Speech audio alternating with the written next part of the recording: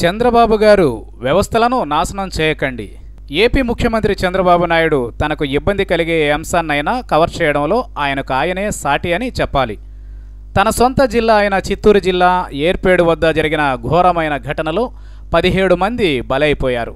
ఈ ఘటనను చాలా చిన్నదిగా చూపించడానికి జరిగిన ప్రయత్నాలు చూస్తే ఆశ్చర్యంగా ఉంటుంది. ఒకప్పుడు ప్రభుత్వంలో ఏదైనా సమస్య వస్తే దానిని తన పర తేడా లేకుండా విచారణకు ఆదేశాలు ఇచ్చేవారు. ఇప్పుడు కాలం మారింది. జరిగిన ఘోరాన్ని ఎలా కవర్ చేయాలన్న దానిపై ప్రభుత్వం ఎక్కువగా దృష్టి పెడుతోంది. ఇది గత 3 ఏళ్లుగా సాగుతున్న ట్రెండే. తిరుమల అడవులలో తమిళ కూలీలు 20 మందిని కాల్చిన ఘటన కానివ్వండి, గోదావరి పుష్కరాలలో తొక్కిసలాటలో 29 మంది మరణించిన ఘటన కానివ్వండి, ఆయా చోట్ల ఇసుక మాఫియా గొడవలు, ఇలా ఆయా సందర్భాలలో ఎక్కడ ఏం జరిగినా ప్రభుత్వం వాటిని కప్పిపుచ్చడానికే ప్రాధాన్యత ఇస్తోంది. దీనికి కారణం ఒకటే, ఆ ఘటనలకు ప్రధాన బాధ్యులుగా ఉన్నది తెలుగుదేశం పెద్దలవడమే.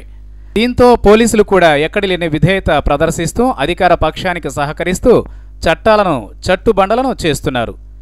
ఏర్పేడు వద్ద ఇసుక మాఫియా, రోడ్డు ప్రమాదం విషయం చూడండి.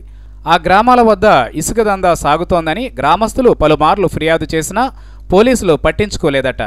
పైగా గ్రామస్తులు నిరసన తెలపడానికి వస్తే పోలీస్ స్టేషన్ గేట్లు వేస్తారట. ఎంఆర్ఓ ఆఫీస్కి వెళితే అక్కడ ఎవరూ అందుబాటులో ఉండరు. ఎవరో ఎందుకు, ఏకంగా అక్కడికి వచ్చిన ఎస్పీని కలిసి ఇసుక మాఫియా గురించి ఫిర్యాదు చేస్తే అది తనకు సంబంధం లేదని చెప్పి వెళ్ళిపోయారట. వెంటనే కింది స్థాయి ఉద్యోగులకు ఆదేశాలు ఇచ్చి కంట్రోల్ చేయవలసిన ఎస్పీనే అలా వెళ్ళిపోతే ప్రజలు ఎవరిని ఆశ్రయించాలి?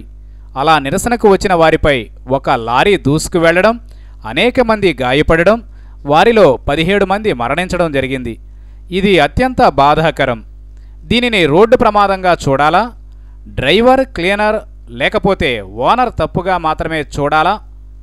నిజమే, వారి తప్పు ఉంది కనుక వారిపై చర్య తీసుకోవాల్సిందే. కానీ అక్కడ జనం ఎందుకు గుమిగూడారు, పోలీసులు ఎందుకు వారిని పట్టించుకోలేదు అన్న విషయాల్లోకి ప్రభుత్వ వ్యవస్థలు వెళ్ళవా? చివరికి తూతూ మంత్రంగా 2 టీడీపీ స్థానిక నేతలను పార్టీ నుంచి సస్పెండ్ చేసినట్లు ప్రకటిస్తే సరిపోతుందా? ఒక పత్రిక రాసిన ప్రకారం వారు అనేక ఎకరాల భూములు కబ్జా చేశారట. ఇసుక ద్వారానే కోట్ల రూపాయలు ఆర్జించారట. చెన్నై, బెంగళూరు నగరాలకు ఇక్కడ నుంచి యథేచ్ఛగా ఇసుక వెళుతుందట. మరో వర్గం మీడియా మాత్రం డ్రైవర్ తప్పు చేశాడా, క్లీనర్ తప్పు చేశాడా అన్నదానికి అత్యంత ప్రాముఖ్యతనిచ్చి కథనాలు ఇచ్చింది. ఇసుక మాఫియా దౌర్జన్యాల గురించి మంత్రి లోకేష్కు బాధితులు చెబితే ఎవరో ఒక వెధవ తప్పు చేస్తే అది పార్టీ అంతటికి ఎలా వర్తిస్తుందని అన్నారు.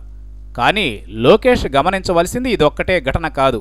అనేక ఘటనలలో పోలీసులు, అధికారులు టీడీపీ నేతల అక్రమాలను చూసి చూడనట్లు వదిలివేస్తుండటంతోనే ఈ సమస్యలు వస్తున్నాయన్న సంగతి గుర్తించాలి. అలాగే ఎర్రచందనం అక్రమ రవాణాలో కూడా పోలీసులు, టీడీపీ నేతలు కలిసి డబ్బు సంపాదించుకుంటున్నారని కూడా ఆ పత్రిక వివరించింది. ఇలాంటి వాటిని పార్టీలకు అతీతంగా చూసి చర్యలు తీసుకోకపోతే సమాజానికి తప్పుడు సంకేతాలు పంపినట్లు అవుతుంది.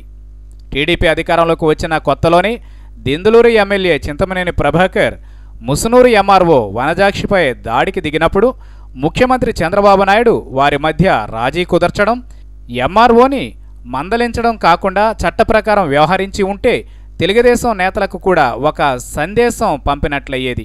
కానీ చంద్రబాబే తెలుగుదేశం నేతలు, కార్యకర్తలకు సహకరించండి ఆదేశాలు ఇస్తే ఇక ఏ టీడీపీ నేత, కార్యకర్త చట్టం ప్రకారం వ్యవహరిస్తారు? ఏ అధికారి వారి మీద చర్య తీసుకోవడానికి ధైర్యం చేస్తారు? ఈ రకంగా ఏపీలో వ్యవస్థలను చంద్రబాబు ప్రభుత్వం నాశనం చేస్తుండడం దారుణమైన విషయం.